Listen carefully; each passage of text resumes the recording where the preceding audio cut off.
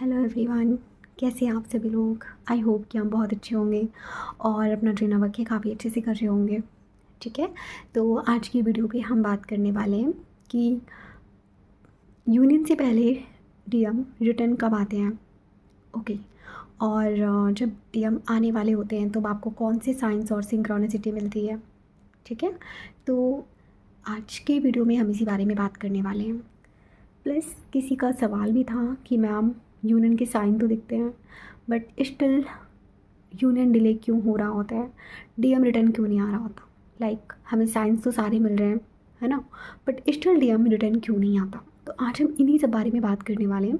But उसके पहले मुझे आप लोगों से कुछ बात करनी है। डेयर देखिए, किसी ने मुझे कमेंट किया था। ठीक है, मैं यहाँ पे इस चीज़ को मैं कोई अपने पे ऐसा कुछ फील करके नहीं ले रही हूँ कि लाइक मैं कोई ट्रिगर हो गई हूँ। मैं जस्ट फॉर नॉलेज आप लोगों को बता रही हूँ। किसी ने मुझे मैसेज किया पर्सनली कि उन्होंने मुझसे बोला कि मैम आप गाइडेंस दे रही हैं, आप एक टीचर हो, ठीक है, आप लोगों को समझाते हो, आप हमें सिखाते हो कि हमें कैसे इनवर्क करना है, बट स्टिल आप ट्रिगर हो जाते हो। लाइक हम कुछ ऐसे अगर कोई कमेंट कर देता है ना उल्टा सीधा, आप तुरंत रिएक्ट कर देते हो। आप तुरंत उस चीज़ को आप मतलब उनके कहने का मतलब था कि आप ट्रिगर हो जाते हो उस चीज़ से, आप तुरंत रिप्लाई कर देते हो ये वो। तो मैं यहाँ पे ये बात आप लोगों की नॉलेज के लिए बता रही हूँ। ठीक है, देखिए मैं भी एक इंसान हूँ, हम सब एक इंसान हैं। मैं आपको कुछ सिखा रही हूँ तो मैं इस बेसिस पे सिखा रही हूँ कि जहाँ पे आज आप लोग स्टक हो वहाँ से मैं निकल चुकी हूँ। ठीक है, मैंने उस चीज़ को एक्सपीरियंस किया है, इसलिए शायद मुझे पता है कि कौन सा रास्ता सही है और कौन सा रास्ता गलत है। इसलिए मैं आपको सिखा रही हूँ। मैं आपको क्या सिखा रही हूँ, मैं आपको ये सिखा रही हूँ कि आपको ट्विन फ्लेम जर्नी में आगे कैसे बढ़ना है ना। मैं आपको ये सिखा रही हूँ कि आप अपनी जर्नी कैसे कंप्लीट करोगे। मैं आपको एक सही नवक सही गाइडेंस आपको दे रही हूँ। ठीक है, बट मैं एक इंसान हूँ। ठीक है, मैं भगवान नहीं हूँ। मेरे से आप लोग मतलब ये एक्सपेक्टेशंस मत रखना कभी भी। मैं आप आज भी बोल रही हूँ, प्लस मैं आगे भी बोलूँगी। मेरे से ये एक्सपेक्टेशंस मत रखना कि मैं किसी की भी टॉक्सिसिटी को बर्दाश्त करूँगी। कोई भी इंसान है, कोई भी ट्विन फ्लेम है, कोई भी डिवाइन मस्कुलिन है या कोई भी डिवाइन फेमिनिन है। ठीक है, आप लोग यहाँ पे गलती क्या करते हो मैं बताती हूँ। आप लोग खुद को इंसान समझना ही बंद कर देते हो ट्विन फ्लेम जर्नी में आने के बाद। आपको लगता है I'm द स्पेशल, मैं बहुत स्पेशल हूँ, मैं शायद सबसे अलग हूँ, मेरे जैसा कोई और है ही नहीं इस दुनिया में। कार्मिक जो है वो तो एकदम उससे नीचे है और मैं स्पेशल हूँ। आप लोग यही समझते, मतलब यही आप लोग में ना एक ईगो होता है अपने अंदर। आप खुद को इंसान ही नहीं समझते हो। आपको लगने लगता है I am the special, I am very special, भगवान ने मुझे सबसे अलग बनाया, मैं ट्विन फ्लेम जर्नी का पार्ट हूँ। देखिए मैं आपको ये नहीं कह रही कि आप खुद को स्पेशल मत समझो, खुद को स्पेशल समझो, लेकिन किसी और को नीचा मत समझो। और दूसरी बात कि अपने आप को भगवान जैसा प्रिटेंड मत करो कि यार मैं स्पिरिचुअल जर्नी में हूँ तो मैंने कुछ अलग कर लिया है। इसी को बोलते हैं स्पिरिचुअल ईगो। स्पिरिचुअल ईगो आपको अपने अंदर नहीं करनी आना। और इसका मतलब ये भी नहीं है कि आप अगर इनर वर्क कर रहे हो, आप हीलिंग कर रहे हो, तो आपको गुस्सा नहीं आ सकता या फिर आप एक नॉर्मल इंसान की तरह बिहेव करना बंद कर दोगे कि मतलब कोई सामने वाला कुछ भी बोल रहा है और आप स्टिल मतलब आप रोबोट जैसा बिहेव कर रहे हो कि लाइक आपको कुछ फीलिंग्स ही नहीं आ रही है। सामने वाला आपको कुछ उल्टा सीधा बोल रहा है, कुछ ऐसा बोल रहा है जो सच में नहीं बोलना चाहिए, और आप तब भी उसको सुन के आप ऐसे रिएक्ट कर रहे हो कि नो नो मुझे रिएक्ट नहीं करना चाहिए। तो फिर आप इंसान थोड़ी ना रह गए ना। आप तो फिर वही है कि फिर आप या तो खुद को भगवान समझ रहे हो, फिर आप रोबोट्स वाली बातें कर रहे हो। क्योंकि देखिए मैं करती हूँ प्रैक्टिकल बातें, मुझे प्रैक्टिकल बातें करना पसंद है। और अगर मैं यहाँ पे प्रैक्टिकल बातें आपसे कर रही हूँ तो इसका मतलब है कि मेरे अंदर की जो डीएम एनर्जी है वो एक्टिवेट है ना। मेरा तो यूनियन हो चुका है, 5D यूनियन तो मेरा ऑलरेडी हो चुका है, तभी मैं आप लोगों से ऐसी बातें कर रही हूँ, है ना। तो मेरी बातें कभी कभी आपको स्ट्रेट फॉरवर्ड लग सकती हैं। ठीक है, क्योंकि एक मेरा तरीका है बात करने का, एक तरीका है मेरा बोलने का। लेकिन अगर आप मेरी बातों को ध्यान से समझोगे ना तो सच में आप अगर सीखना चाहोगे ना मेरी बातों से तो आपको बहुत कुछ सीखने के लिए मिलेगा। ठीक है डियर, तो जिनका भी क्वेश्चन था कि मैम आप ट्रिगर हो जाते हो आप लोगों की बातों को सुनकर, तो डियर देखिए कई बार मुझे उन्हें खुद भी ट्रिगर करना पड़ता है। क्योंकि अगर मैं उन्हें ट्रिगर नहीं करूँगी या मैं उनको रिवर्स में कोई जवाब नहीं दूँगी तो या तो नॉर्मल सी बात है, या तो फिर मैं एक अच्छी कोच नहीं हूँ कि मैं उनकी गलतियाँ भी उनको नहीं बता पा रही हूँ कि डियर आप यहाँ पे ये गलती कर रहे हो। कुछ लोग हैं अभी भी मेरे कमेंट बॉक्स में आते हैं मुझे फालतू फालतू, मतलब मैं कितना भी अच्छा वीडियो बना लूँ, मैं कितनी भी अच्छी नॉलेज दे दूँ, मैं कितना भी सोच लूँ सबके बारे में कि मतलब लाओ सबकी जर्नी कंप्लीट हो जाए, उसके बाद भी लोग आते हैं, एक दो लोग मतलब इक्के दुक्के आ जाते हैं जो ऐसी ऐसी बातें करते हैं कि हम खुद अपनी जर्नी में इतने साल से स्टक हैं, अगर हमें कुछ हुआ तो आप ही देख लेना। क्यों भाई, मैंने आपका ठेका थोड़ी ना ले रखा है। आपकी जर्नी आपकी ज़िम्मेदारी है, किसी और पर्सन की ज़िम्मेदारी नहीं है। हम सब यहाँ पे अगर बैठे हैं आपकी हेल्प करने के लिए, तो हमने आपकी यूनियन और आपकी जर्नी का हमने कोई रिस्पॉन्सिबिलिटी पर्सनल नहीं ले रखा है। आप आते हो मेरे पास, पर्सनल मैसेज करते हो कि मैम हमें सेशन चाहिए, तो मैं आपको गाइडेंस देती हूँ, मैं अपना काम करती हूँ, मैं आपको बताती हूँ कि आपको इस रास्ते में चलना है। मैंने आपको इनर वर्क दिया, अब इनर वर्क आप नहीं कर रहे हो तो सिर्फ मेरी गलती तो नहीं है, गलती तो आपकी है, आप नहीं कर रहे हो, है ना। तो सबसे पहला जो ब्लॉक है ना आपका, वो यही है कि अपनी गलतियों को दूसरों के सिर पे डालना बंद कर दो, ठीक है। फिर आप लोग आते हो नेगेटिविटी फैलाने के लिए, तुम बताया करो। अब यहाँ पे इन सब बातों को करने का मेरा मतलब ये नहीं है कि मैं नेगेटिविटी की तरफ फोकस कर रही हूँ, नहीं, मैं आप लोगों को एक सही चीज़ समझा रही हूँ। अगर मैं गलत होते हुए देख रही हूँ और स्टिल अगर मैं वहाँ पे कुछ ना बोलूँ, तो इसका मतलब क्या है कि मैं खुद एक गलत इंसान हूँ, है ना। आप सबसे बड़ा गलत इंसान तो वही होता है जो गलत होते हुए देख रहा होता है, स्टिल वो शांत होता है। तो गलत को गलत बोलना कोई गलती नहीं है, आई थिंक, ठीक है। तो ये बातें हो गई। तो आई थिंक जिनका भी सवाल था, तो मतलब अगर कुछ लोगों के मन में और भी ऐसे सवाल हैं मेरे लिए, तो आपको जवाब मिल गया होगा, ठीक है। तो गुस्सा करना ये एक नॉर्मल है, एक ये बताता है कि हाँ आप एक नॉर्मल इंसान हो, ठीक है। हम ट्विन जर्नी में हैं, हम स्पिरिचुअल जर्नी में हैं। इसका मतलब ये नहीं कि हम भगवान हैं कि हम मतलब अब हम गुस्सा करना एकदम छोड़ ही चुके हैं। भाई कोई नहीं कर सकता, मैं नहीं मानती कि ऐसा कुछ होता है। आप एक नॉर्मल इंसान भी हो, आप 3D में भी रह रहे हो, आपके पास माइंड भी है, आपके पास ब्रेन भी है, आपके पास इमोशंस भी हैं, ठीक है। और आप इमोशंस के बेसिस पे आप रिएक्ट भी करते हो। तो मैं नहीं मानती तुम चीज़ों को, ठीक है, कि मतलब एक स्पिरिचुअल जो इंसान ज्ञान दे रहा है वो बैठ के गुस्सा नहीं करेगा। मैं ये बचकानी चीज़ों को नहीं मानती, मैं बहुत प्रैक्टिकल चीज़ें आपको बताती हूँ। मेरा इनर वर्क जो भी है बहुत ज़्यादा प्रैक्टिकल है, ओके। स्पिरिचुअल तो है ही, मेडिटेशन मैं आपको बताती हूँ, प्लस प्रैक्टिकल इनर वर्क भी मैं आपको देती हूँ। समझ गए आप लोग, ठीक है। तो आप में से कई लोगों के थोड़ा सा टाइम लेना चाहूँगी मैं यहाँ पे। आप लोगों में से कई लोगों के सवाल आ रहे थे, आप लोग पूछ रहे थे कि मेरा एग्ज़ाम कैसा गया। मैं बस एक्चुअल में इतने सारे मैसेजेस हो जाते हैं ना कि मैं एक साथ सबका रिप्लाई नहीं कर पाती हूँ। और मैं स्टिल में थोड़ी थकी हुई हूँ, बट स्टिल मैं ये वीडियो रिकॉर्ड कर रही हूँ क्योंकि डिवाइन की तरफ से मुझे बहुत पुश मिलता है आप लोगों के लिए वीडियो बनाने के लिए, कि वीडियो बनानी है। और एक्चुअल में क्या होता है ना कि जो वीडियो मैं बनाती हूँ सच में उसकी नीड कहीं ना कहीं आप लोगों को होती है, मतलब मुझे चैनलिंग हो जाती है कि हाँ कलेक्टिव में भी कुछ लोगों को इसकी ज़रूरत है।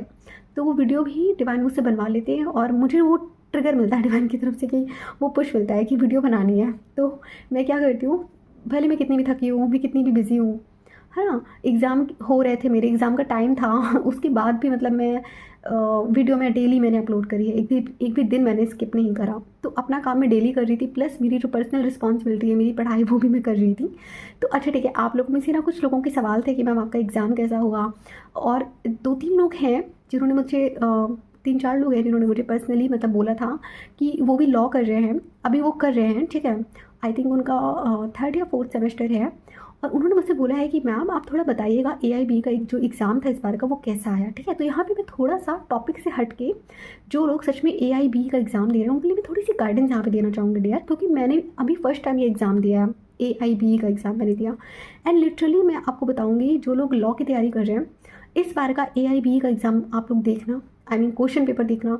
इतना टफ क्वेश्चन पेपर था इस बार का कि मतलब मैंने भी अभी पास्ट ईयर प्रीवियस ईयर के जो मैंने क्वेश्चन पेपर्स मैं सॉल्व कर रही थी बैठ के, लिटरली मतलब क्वेश्चन पेपर एकदम चेंज है। और इस बार का अब तक का जो AIB का जो एग्ज़ाम है उस सबसे हार्ड क्वेश्चन पेपर ये वाला आया था जो अभी मैं आज देकर आ रही हूँ। एंड लिटरली जब मैं एग्ज़ाम हॉल में बैठी थी तो क्वेश्चन पेपर जब मैंने ऐसे देख के थोड़ा सा मुझे थोड़ा डर लगा क्योंकि ऐसे इतने टफ क्वेश्चंस थे, लाइक आप बिलीव नहीं करोगे, उसमें कुछ मैथ्स के भी कुछ सॉल्विंग वाले कुछ क्वेश्चंस थे, ठीक है। तो इतना tough exam I can't imagine.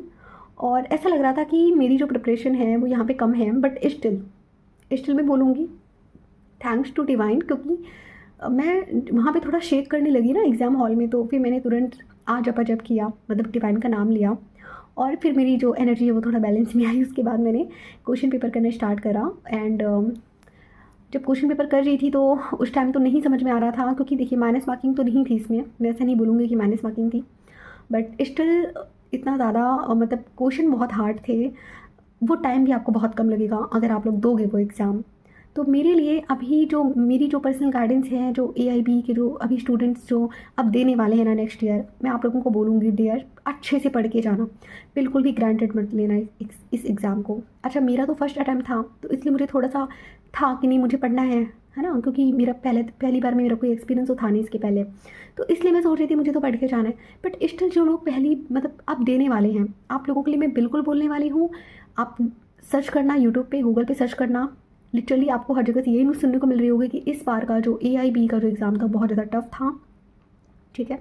But still करना क्या होता है ना कि आपको एआईबी जो एग्ज़ाम है आपको बस पास करना होता है, ठीक है। उसके बाद आपको एक लीगल एडवोकेट का, आपको एक गवर्नमेंट की तरफ से आपको एक अथॉरिटी मिल जाती है कि हाँ अब आप एक लीगल एडवोकेट हो और आप पूरे इंडिया में आप कहीं पे भी आप केसेस लड़ सकते हो, ठीक है।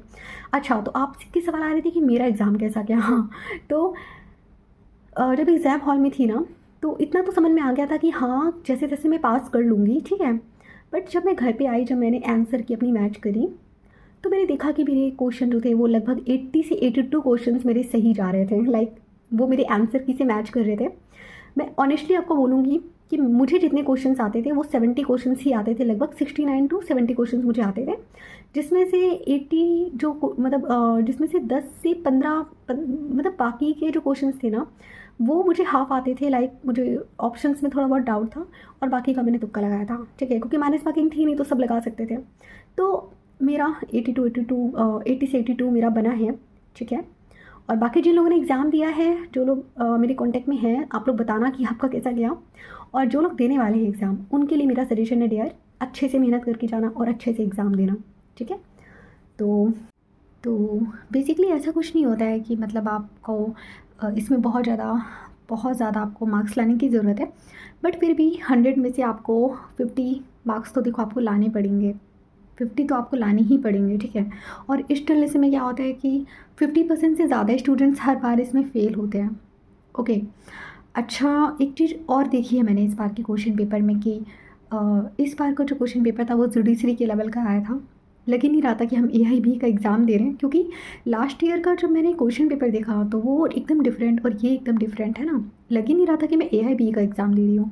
और जैसे कि वैसे तो मैंने कोई कोचिंग वगैरह भी ज्वाइन नहीं करी थी, मैंने जो भी किया वो मेरी सेल्फ स्टडी थी। तो क्योंकि मेरा ज़्यादातर फोकस तो यूट्यूब पे ही रहता था तो जो मैंने किया वो सेल्फ स्टडी था। प्लस मेरे जो 80 मार्क्स बन रहे हैं 100 में, वो इस वजह से बन पा रहे हैं, मैं अब इस चीज़ को समझ पा रही हूँ कि वो इसलिए है क्योंकि मैं ऑलरेडी जुडिशरी की प्रिपरेशन कर रही हूँ, प्लस मेरा एपीओ का भी एग्ज़ाम है। तो इस बार का जो एआईबी का एग्ज़ाम है वो टोटली आप ये समझ लो कि ये रिफ्लेक्शन है आपके जुडिशरी प्रीलिम्स प्लस एपीओ के प्रीलिम्स का, समझ रहे हो।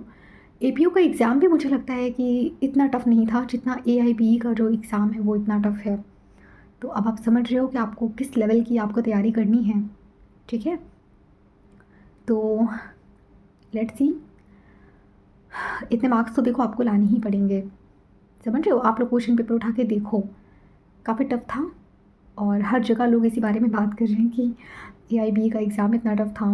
और ये बात सच है कि एक एक क्वेश्चन में आपको लगभग 5 से 6 मिनट लग रहा था, मेरे साथ भी था। क्वेश्चन इतने टफ थे, आप ये समझ लो कि एक पेज में सिर्फ 2 क्वेश्चन लिखे हुए, इस टाइप के इतने बड़े बड़े क्वेश्चन थे, इतने बड़े बड़े पैराग्राफ वाले क्वेश्चन थे, है ना। तो काफ़ी टफ था इस बार का क्वेश्चन पेपर। तो जिनका है मैं उनको बोलूँगी कि आप लोग देखो एक बार क्वेश्चन पेपर और प्लीज़ बहुत अच्छे से मेहनत करके जाना, क्योंकि कुछ है मेरे कुछ क्लाइंट्स हैं जिन्होंने मुझे बताया था कि उनका भी अभी नेक्स्ट ईयर उनका जुडिशरी का एग्ज़ाम, सॉरी एआईबी का एग्ज़ाम है। तो अगर आप जुडिशरी लेवल की प्रिपरेशन करोगे तो ही मैं आपको बताऊँगी कि आप एआईबी का एग्ज़ाम क्लियर करोगे। अदरवाइज़ तो इस बार का जो पैटर्न है उसको देखकर तो एकदम दिमाग घूम गया सच में, क्योंकि बच्चों का रिएक्शन बहुत गंदा था, लाइक कि इतना गंदा एग्ज़ाम कैसे, है ना। तो प्लीज़ आई विल रिकमेंड, क्योंकि नेक्स्ट ईयर मेरे भाई का भी एग्ज़ाम है और एआईबी का एग्ज़ाम उसका भी है, तो मैंने उसको भी यही समझाया कि तुम प्लीज़ अच्छे से पढ़ाई करो, क्योंकि बेयर एक्ट्स आप लेकर जाते हो, बेयर एक्ट का कोई रोल नहीं है, ठीक है। बेयर एक्ट से क्वेश्चन ही गायब है, आप बेयर एक्ट लेकर जाओगे भी ना तो उसमें से आपको क्वेश्चंस नहीं मिलेंगे। तो बेयर एक्ट तो छुआ तक नहीं, आप ये समझ लो कि बेयर एक्ट तो छूने का कोई लॉजिक ही नहीं था, कोई भी क्वेश्चन बेयर एक्ट से नहीं था। टोटली आप जो पढ़ोगे वही होगा, प्लस अपर लेवल की प्रिपरेशन करके जाना। मैं तो बोलूँगी कि मेरा जो अगर एग्ज़ाम क्लियर हुआ है AIB का, वैसे तो अभी रिज़ल्ट नहीं आया बट आंसर की से मैच किया है तो 100 में 80 है। तो मेरा जो है वो सारा क्रेडिट तो मेरी प्रिपरेशन जो जुडिशरी की जो मैं करती आ रही हूँ उसका है मेरा, उसी वजह से मेरा हो पाया। अदरवाइज़ अगर मैं सिर्फ AIB को फोकस करके चलती तो शायद मेरा भी नहीं होता, क्योंकि यहाँ पे भी अनुमान लगाया जा रहा है कि लगभग बहुत से बच्चे फेल होंगे इस बार भी। इस बार तो मुझे लगता है कि 60 to 70% बच्चे फेल होने ही होने हैं AIB में। ओके, तो आप लोग अच्छे से प्रिपरेशन करिए, ठीक है। प्रिपरेशन जारी रखिए, अपनी प्रिपरेशन में कोई कमी नहीं छोड़िएगा, आप लोग अच्छे से प्रिपरेशन करिएगा। तो ओके, तो अब हम आते हैं आज के टॉपिक में। मैं बहुत ज़्यादा इधर उधर की बातें कर लेती हूँ कभी कभी। चलो ठीक है, अब हम टॉपिक पर आते हैं। तो सबसे पहला सवाल, आपका जो डिवाइन मैस्कुलिन है वो रिटर्न कब आता है? ठीक है, आपका जो DM है वो एक्चुअल में आपके पास रिटर्न कब आता है, वो कौन सी स्टेज होती है जब DM रिटर्न आता है? कुछ पॉइंट्स आप नोटिस करना। जब डिवाइन फेमिनिन डिटैच हो जाती है, उसकी जो चेजिंग एनर्जी है वो ज़ीरो हो जाती है। उसकी जो सेल्फ वर्थ है, सेल्फ लव है, सेल्फ अफेक्शन जो है वो उसका पीक पर होता है, ठीक है। खुद की लाइफ में, खुद के करियर में, खुद की ग्रोथ में वो बिज़ी हो जाती है। उसके पास इतना टाइम ही नहीं होता है कि वो DM के बारे में बैठ के सोचे, DM को बैठ के याद करे, DM को बैठ के मैनिफेस्ट करे। वो इन सब चीज़ों से, इन सब लूप से वो निकल जाती है, ठीक है। आप लोग ये साइंस अपने आप में नोटिस करना कि अगर आप डिटैच हो, अगर आप DM को चेज़ नहीं कर रहे हो, चेजिंग का मतलब ये नहीं है कि अब आप DM को बैठ के कॉल मैसेजेस नहीं कर रहे। चेजिंग का मतलब ये भी है कि अब आप DM को मेंटली भी चेज़ नहीं कर रहे। मेंटली चेजिंग क्या होती है, मेंटल चेजिंग क्या होती है? मेंटल चेजिंग का मतलब होता है DM के बारे में बैठ के सोचना। और फिजिकल चेजिंग क्या होती है कि आप उसको बैठ के कॉल मैसेजेस कर रहे हो, ठीक है। मेंटल चेजिंग क्या होती है कि लाइक आप उसको सोच रहे हो बैठ के, है ना, उसको आप सोशल मीडिया पे स्टॉक कर रहे हो कि कब ऑनलाइन आएगा, कब मैसेज करेगा, कब बात करेगा। आप कोई सॉन्ग सुनते हो तो DM को याद करके आप रोने लगते हो, उसको मैनिफेस्ट करने लगते हो, डिवाइन के सामने आप DM को बैठ के सोच के रोने लगते हो। तो ये सब आपका किस में आता है? ये सब आपका आता है मेंटल चेजिंग में आता है, ठीक है। तो जब मेंटल चेजिंग ख़त्म हो जाती है, जब फिजिकल चेजिंग ख़त्म हो जाती है, चेजिंग एनर्जी आपकी ज़ीरो हो जाती है, सेल्फ वर्थ, सेल्फ लव आपका पीक पर होता है। अब आपका फर्स्ट प्रायोरिटी कौन है? आप हो, ठीक है। उसके बाद बाकी दुनिया, पहले आप ही हो। पहले आपका काम है, पहले आपका करियर है, ठीक है। खुद की लाइफ पर्पस में आप इतने बिजी हो जाते हो कि आपको ख्याल ही नहीं रहता कि लाइक बस एक, हाँ, मन में थोड़ा सा रहता है कि बीच बीच में आप फील करने लगते हो कि DM लेट क्यों कर जाए, कब आएगा। तो ये नॉर्मल है, बट फिर भी आप इतना ज़्यादा इन सब चीज़ों में स्टक नहीं रहोगे कि लाइक मुझे DM चाहिए, मतलब अभी क्या भी चाहिए। तो ऐसा नहीं होता। आप खुद की लाइफ में, खुद के पर्पस में आप बिजी हो जाते हो, ठीक है। तो अब यहाँ से क्या होता है ना कि आप डिवाइन फेमिनिन की फ्रिक्वेंसी में आप जाने लगते हो, ठीक है। आप डिवाइन फेमिनिन की फ्रिक्वेंसी में जाने लगते हो। इसका मतलब क्या है कि लाइक आप एक बहुत स्ट्रॉन्ग फेमिनिन आप बन जाते हो, है ना। आपका जो DM और DF है जो बैलेंस हो जाता है। आप बहुत कोई भी डिसीजन लेते हो तो बहुत सोच समझ के लेते हो, बहुत शांति से लेते हो, ठीक है। अपनी एनर्जी को आप सेव करते हो, लाइफ में प्रैक्टिकल चीज़ें सोचते हो, प्रैक्टिकल डिसीजंस लेते हो, करियर में आपका फुल फोकस है। तो ये सब क्या है? आपका डिवाइन फेमिनिन फ्रिक्वेंसी, इसी को बोलते हैं कि आप उस फ्रिक्वेंसी में आप इंटर कर जाते हो। तो यहाँ से क्या होता है कि आपका जो DM है वो क्या फील करने लगता है, उसको पुल फील होता है आपकी तरफ। मतलब कि अब वो चेजिंग करेगा, आप रन भी नहीं करोगे, लाइक आप अपने आप में बिजी हो, बट वो उधर से चेज करेगा आपको। अब DM क्या करता है, यहाँ से वो अपना कार्मिक साइकिल क्लोज करने लगता है। लाइक कि वो अपनी जो थर्ड पार्टी वाइफ है उसके साथ वो डिटैच होने की कोशिश करेगा, वो ऑटोमेटिक डिटैच हो जाएगा। समझ रहे हो? जब आप लोग अपने सेल्फ लव में फोकस करते हो, जब आप अपने सेल्फ वर्थ में फोकस करते हो, अपने काम में फोकस करते हो, अपनी इनर हीलिंग में फोकस करते हो, अपनी जर्नी में फोकस करते हो, तो यहाँ से जो आपका DM है वो अपनी कार्मिक फैमिली से डिटैच हो जाता है, डिटैच होने लग जाता है, अपनी कार्मिक वाइफ से डिटैच होने लग जाता है, ठीक है। जो भी उसके आसपास के जो कार्मिक्स हैं, उसका बिजनेस या कुछ भी कह लो, उसको उन सब चीज़ों में अब अच्छा लगना बंद हो जाता है, ठीक है। वो वहाँ से वो एकदम से डिटैच होने लग जाता है। उसको गिल्ट फील होने लगता है कि लाइक मैंने अपनी DF के साथ मैंने क्या गलत किया। वो रियलाइज़ करने लगता है कि मतलब उसके साथ ना मेरी एक अलग ही खुशी थी, उसके साथ में अलग ही तरीके से रहता था, वहाँ मेरी अलग ही हैप्पीनेस थी, ठीक है। कभी कभी तो वो रोने लग जाता है।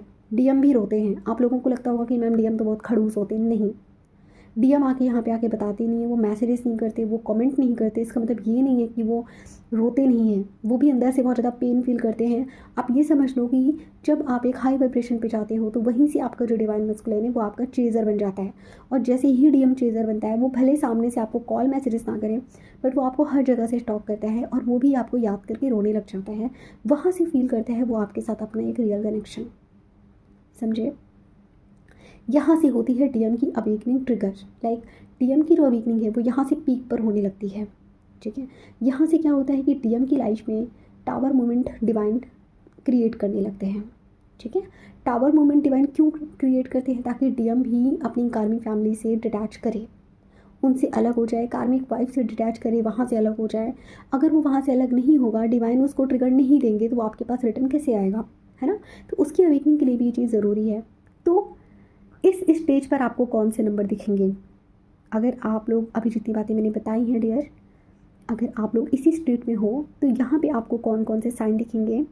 10-10 बहुत ज़्यादा दिखेगा, कंप्लीशन का नंबर है कि लाइक आपने अपनी जर्नी का एक पूरा फेज़ आपने कंप्लीट कर लिया। 11-11 बहुत दिखेगा। अच्छा, 11-11 का तो क्या होता है ना कि आपका मतलब कि जर्नी के स्टार्टिंग से ही दिखता है आपको, तो ये तो कॉमन है, कॉमन नंबर है ये। आपको जर्नी के हर एक स्टेज में आपको 11-11 दिखता है। लेकिन एक नंबर है जो यूनियन के लिए है, बहुत रेयर नंबर है, मैं आपको बताती हूँ। 717 और 707। ठीक है, ये नंबर आपको बहुत ज़्यादा दिखेगा और ये यूनियन के जस्ट पहले वाला नंबर होते हैं। ठीक है, डीएम के नेम की सिंक्रोनिसिटी आपको बहुत ज़्यादा हो जाएगी कि लाइक आपको हर जगह अपने डीएम का नेम दिख रहा है। डीएम के जैसे लोग आपको दिखने लग जाते हैं कि लाइक उसी हाइट के, उसी पर्सनालिटी के लोग आपको दिख रहे हैं।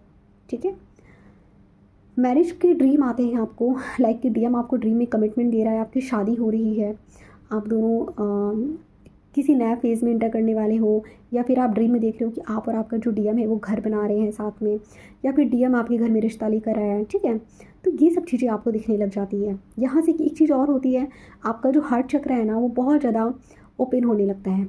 लाइक अब आपका हार्ट चक्र इस लेवल पे ओपन होने लगेगा कि अब तक जो कार्मिक फैमिली, जो कार्मिक्स आपको ट्रिगर दे रहे थे, आपके मम्मी पापा भाई बहन जो भी थे, अचानक से ना आपको उनके लिए एक अनकंडीशनल लव फील होगा। आप उनको सोच के रोने लग जाओगे। आप सोचोगे कि नहीं यार, वो भी तो अपने हिस्से का पेन झेल रहे हैं, कि लाइक मतलब जितना पेन मैंने उनको दिया उतना उन्होंने भी मुझे दिया, और आज अगर इस जन्म में वो मुझे पेन दे रहे हैं तो पिछले जन्म में तो मैंने उनको दिया होगा। तो आप यहाँ पे क्या करते हो ना, अनकंडीशनल लव की फ्रिक्वेंसी में आप एंटर कर जाते हो। ठीक है, और इसी फ्रिक्वेंसी में आकर आपका यूनियन होता है। ठीक है, तो इसका साइन ये भी होता है कि आप यहाँ से जो आपका डीएम है वो आपकी तरफ रिटर्न आने वाला है। अब रिटर्न आने का मतलब ये नहीं कि 2 दिन में आ जाएगा। रिटर्न आने का मतलब है कि एक फेज़ कंप्लीट हो चुका है, अब दूसरे फेज़ पे डिवाइन को थोड़ा सा काम करने की ज़रूरत होती है। तो यहाँ से भी आपको 6 से 7 महीने 8 महीने आपको लग सकते हैं। लेकिन यहाँ पे खुशी इस बात की है कि लाइक आपका जो एक मेजर फेज़ था आपकी जर्नी का, वो आपने कंप्लीट कर लिया। समझ गए? अच्छा, एक चीज़ और होती है, यहाँ से आपके भी कार्मिक रिलीज़ हो जाते हैं। अब ये मत समझना कि आपको साइंस मिल रहा है लेकिन स्टिल आपकी कार्मिक फैमिली आपको ट्रिगर कर रही है, तब ये आपके लिए नहीं है। स्टिल अगर आपकी कार्मिक फैमिली आपको ट्रिगर कर रही है तो ये साइंस को अपने से मत करना। मैं उनकी बात कर रही हूँ जिनके साइड के भी कार्मिक रिलीज़ हो चुके हैं, लाइक उनके भी मम्मी पापा सोलमेट में कन्वर्ट हो गए हैं। ठीक है, उनके कार्मिक जो हस्बैंड हैं वो भी अब ट्रिगर नहीं करते, लाइक कि पहले जैसे आपको मतलब बहुत ज़्यादा परेशान करते हो, ऐसा नहीं करते। डिस्टेंस क्रिएट कर लेते हैं लेकिन बहुत ज़्यादा आपके साथ नार्सिसिस्ट जैसा बिहेव नहीं करते हैं। लाइक वो रिलीज़ हो जाते हैं, बट भले वो सोलमेट में कन्वर्ट ना हो, बट वो रिलीज़ हो जाते हैं। अच्छा, अब बात आती है कि डीएम रिटर्न कैसे करते हैं, क्या डायरेक्टली करते हैं? नहीं, एक चीज़ बताती हूँ। किसी किसी केस में क्या होता है ना, उनके सोल कॉन्टैक्ट पे डिपेंड करता है। मे बी डीएम बहुत ज़्यादा डायरेक्टली आके आपसे बात करे, but most of the cases की मैं बात बता रही हूँ कि जब डीएम रिटर्न करता है ना तो उनका एक्चुअल पैटर्न क्या होता है रिटर्न करने का। ठीक है, पहला होता है साइलेंट रिटर्न। साइलेंट रिटर्न क्या होता है? साइलेंट रिटर्न होता है डीएम का, लाइक वो आपके सामने नहीं आएंगे बट वो स्टिल आपको चेजिंग में हैं, चेज़ कर रहे हैं। ठीक है, रिटर्न आना चाहते हैं लेकिन अभी एकदम से सामने नहीं आए, तो वो क्या होगा, वो फेस क्या है? फेक आईडी से स्टॉक करना। ठीक है, अलग अलग फेक आईडी से आपको स्टॉक करेंगे। कोई ऐसी जगह नहीं बचेगी जहाँ वो अपनी डीएफ को जाकर चेज़ ना कर लें। डीएफ जहाँ डीएम वहाँ, लाइक डीएफ कहीं पे भी चली जाए डीएम उसको ढूंढ ही लेगा। कि लाइक मतलब डीएफ यहाँ भी ना बहुत ज़्यादा इरिटेट हो जाती है कि लाइक यार तुम जाओ बस यहाँ से। मतलब यहाँ से डिवाइन फेमिनिन पता है डीएम की जो टॉक्सिक एनर्जी है ना, जो उसकी लोअर वाइब्रेशन वाली जो एनर्जी है ना, उसको टॉलरेट ही करना पसंद नहीं करती, तो वो यहाँ पे ये इरिटेट करना शुरू कर देती है। ठीक है, यहाँ पे डीएम क्या करता है और कैसे डीएफ को मतलब रिटर्न करने की कोशिश करता है, अपने पुरानी मैसेजेस पढ़ने लगेगा, डीएफ की फ़ोटोज़ देखने लगेगा, डीएफ को याद करने लगेगा, डीएफ को मैनिफेस्ट करने लगेगा। तो ठीक है, पहले वो करते हैं साइलेंट रिटर्न, वो आपको 3D में विजिबल नहीं दिखेगा, और यहीं पे आप लोग आके कंफ्यूज हो जाते हो कि मैम कहीं मेरा वहम तो नहीं है, सब हो भी रहा है, या फिर हम वहम में बैठे हैं कि मतलब हमारी कोई जर्नी वर्नी है भी, कि मतलब हम तो अपना सारा काम कर चुके, हमें कुछ दिखाई नहीं दे रहा। देखिए, यहीं पे आप लोग एक गलती कर लेते हो, यहीं पे आप लोग एक ब्लॉग बना लेते हो। यहाँ पे भी ना आपको बहुत ज़्यादा अभी पेशेंस की ज़रूरत है। समझ गए आप लोग, पेशेंस रखिए डियर, ये जर्नी ही पेशेंस की है। डिवाइन आपको बहुत ज़्यादा पेशेंस यहाँ पे टेस्ट करते हैं, बहुत पेशेंस चाहिए होता है यहाँ पे आपको, तो पेशेंस रखिए। ठीक है, अभी डीएम आपको मे बी आपको फिकाड़े से स्टॉक कर रहा हो, ठीक है, अलग अलग तरीके से आपको स्टॉक करने की कोशिश कर रहा हो, कभी किसी रैंडम नंबर से फ़ोन कर देगा आपके पास, ठीक है, सामने से कुछ बोलेगा ही नहीं, तो आप समझ जाओगे कि हाँ ये जो पैटर्न है आपके डीएम का ही है, समझ तो आप जाओगे, भले आप रिएक्ट ना करो। लेकिन डिवाइन फेमिनिन इतनी इंट्यूटिव होती है कि वो समझ जाती है कि ये जो कॉल आई है डीएम की थी या किसी और की थी। उसके बाद जब डीएम को यहाँ से भी डीएफ की एनर्जी नहीं मिल पाती है ना, अगर यहाँ से भी डीएफ बाउंड्री लगा देती है, लाइक उसकी सारी फेक आईडीज मतलब ब्लॉक कर देती है या बाउंड्री क्रिएट करती है, तो यहाँ पे जो डीएम होता है फिर वो स्टेप लेता है फिजिकल रिटर्न के लिए। अब ये फिजिकल रिटर्न क्या है? सडनली फ़ोन ऑन करना, अनएक्सपेक्टेड कॉल करना, ठीक है, रैंडम नंबर से आपके पास हाय आ रहा है तो ऐसे हो सकता है, ठीक है। और एक साइन और होता है कि यहाँ पे आप दोनों को अपने अपने जो डेट ऑफ बर्थ है वो मर्ज होकर देखते हैं। जैसे कि मेरा जो डेट ऑफ बर्थ था 12 था, मेरे डीएम का 10 था, तो मुझे यहाँ पे हमेशा 12-10 दिखता रहता था। तो आप लोग भी देखना कि आप लोगों को भी ऐसे ही पैटर्न्स में आपको अपने डीएम का और आपका डेट ऑफ बर्थ दिखेगा। एक प्रॉब्लम और होती है यहाँ पे, बहुत सारे डीएम ऐसे हैं जो पास्ट में अपने डिवाइन फेमिनिन्स को इतना गंदा वाला हर्ट कर देते हैं, है ना, बहुत गंदे तरीके से ट्रीट करते हैं अपने डीएफ को, इवन गाली तक दे देते हैं। तो ऐसे जो डीएम होते हैं ना, वो इतना ज़्यादा गिल्ट में बैठे होते हैं कि वो चाहते हैं डीएफ के पास जाना, बट स्टिल वो नहीं जा पाते हैं। और एक दो डीएम है मेरे पास जो कि मुझसे बोलते हैं कि मैम हम इसी फेज़ में हैं अभी, कि लाइक हमने अपने डीएफ को इतना हर्ट कर रखा है कि हम कैसे जाएं, हमें डर लगता है वो कहीं हमें रिजेक्ट ना कर दे। तो उन डीएम के लिए पहले तो मेरा एक सजेशन ये है, अगर आप वीडियो देख रहे हो तो डियर देखिए वो आपकी डीएफ है ना। अब ऐसे आप अगर गिल्ट में बैठे रहोगे तो किसकी जर्नी डिले हो रही है? आपकी हो रही है, बिल्कुल हो रही है ना। तो मैं आपको एक बहुत अच्छा यहाँ पे सजेशन देना चाहूँगी कि आप लोगों के अंदर अभी भी ब्लॉक है डियर। ब्लॉक क्या है कि आप उस चीज़ को फेस नहीं कर पा रहे हो, आपको शर्म आ रही है डीएफ को फेस करने में, आपको शर्म आ रही है डीएफ को सॉरी बोलने में।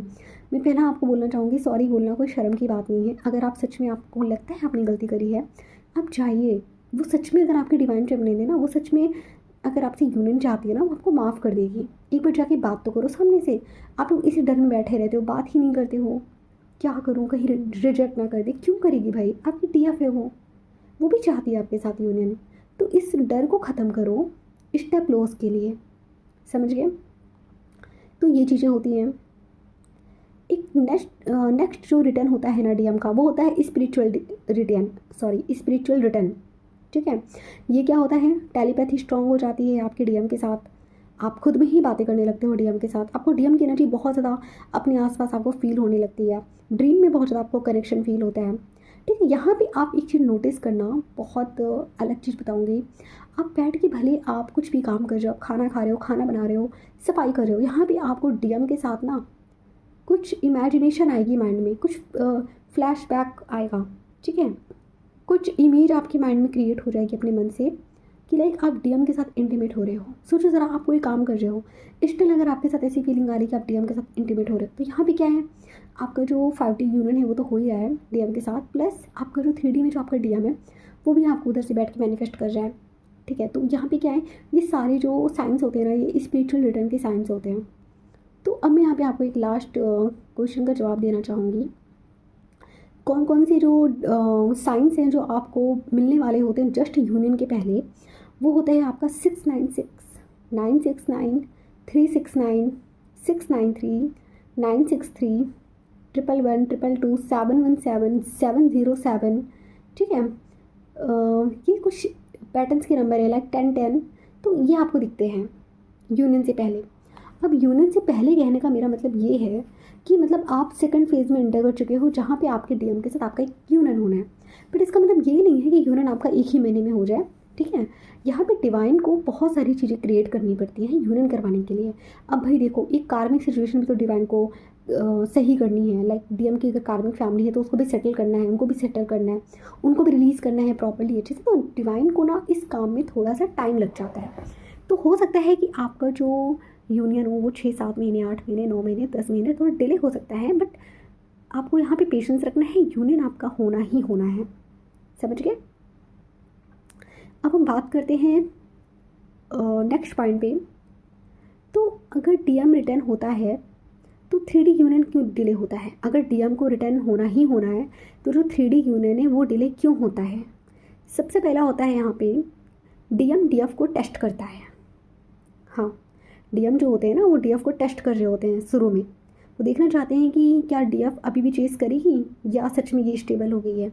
तो वहाँ पे ना वो रुक के ना 2, 3, 4, 6 महीना रुक के पहले अपने डीएफ को चेक करते हैं कि ज़रा मैं चेक करके देखूँ तो सही कि इसने क्या सच में मुझे चेस करना बंद कर दिया है, या फिर ये नाटक कर रही है, या फिर ये ऐसे हर बार जैसे करती है कि लाइक 3 महीना शांत रह के चौथे महीना मैसेज कर देगी, कॉल कर देगी।